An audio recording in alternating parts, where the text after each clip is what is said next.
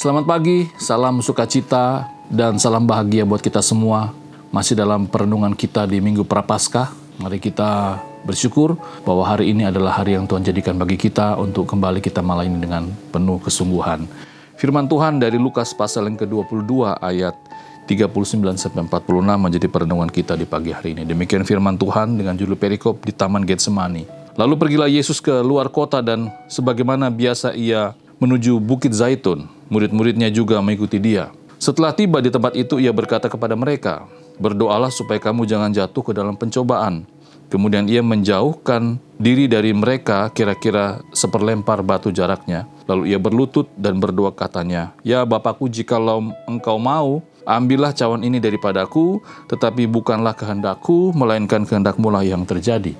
Maka seorang malaikat dari langit menampakkan diri kepadanya untuk memberikan kekuatan kepadanya. Ia sangat ketakutan dan makin bersungguh-sungguh berdoa, peluhnya menjadi seperti titik-titik darah yang bertetesan ke tanah. Lalu ia bangkit dari doanya dan kembali kepada murid-muridnya, tetapi ia mendapati mereka sedang tidur karena duka cita. Katanya kepada mereka, "Mengapa kamu tidur? Bangunlah dan berdoalah, supaya kamu jangan jatuh ke dalam pencobaan." Demikian bacaan firman Tuhan kita. Berbahagialah yang mendengar dan mengindahkan firman dalam kehidupannya hari lepas hari. Firman Tuhan di pagi hari ini saya memberi tema berjalan dengan penuh kesadaran.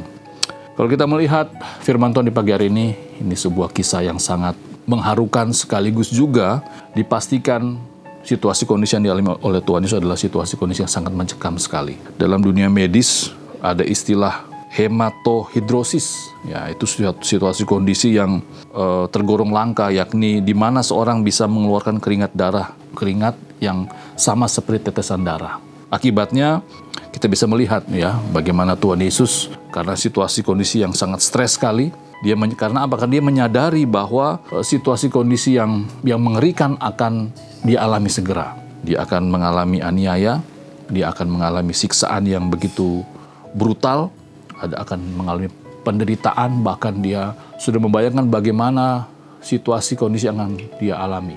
Saat dia memikul kayu salib, saat dia dipaku di kayu salib, itu situasi kondisi yang mengerikan. Ya, sehingga perasaannya sebagai manusia, wah, luar biasa.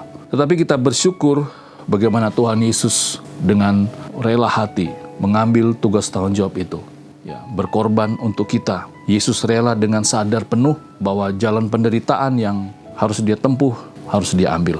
Ya, sebab pengorbanannya itu akan membawa keselamatan ya bagi orang-orang yang mengasihi dia. Lewat masa-masa perenungan di Minggu Prapaskah ini kembali kita diingatkan jika kita sungguh-sungguh memahami betapa besar kasih Tuhan dalam kehidupan kita, betapa luar biasanya pengorbanan Kristus dalam kehidupan kita, maka kita pun hendak menjalani kehidupan kita dengan penuh kesadaran, dengan penuh rasa syukur, dengan hidup sungguh-sungguh, dengan hidup tidak ragu-ragu lagi, ya meskipun berbagai macam tantangan, dengan berbagai macam hal yang terjadi dalam kehidupan kita.